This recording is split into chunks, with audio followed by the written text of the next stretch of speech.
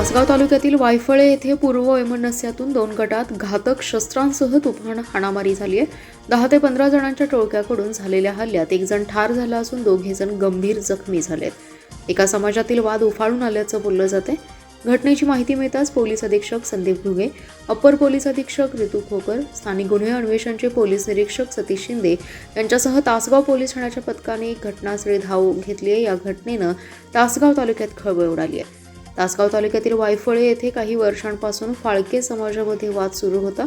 या वादातून आज रात्री 8च्या सुमारास फाळके समाजातील 2 गट एकमेकांशी भिडलेत.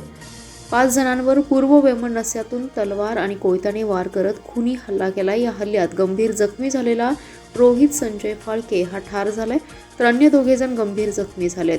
घराजवळ आणि बस स्थानकाजवळ सदरची घटना घडली. घटनेची माहिती मिळताच पोलीस अधीक्षक संदीप घुगे यांच्यासह स्थानिक गुन्हे अन्वेषण विभाग, तासगाव पोलीस ठाण्यांची पोलीस पथके दाखल झाली आहेत.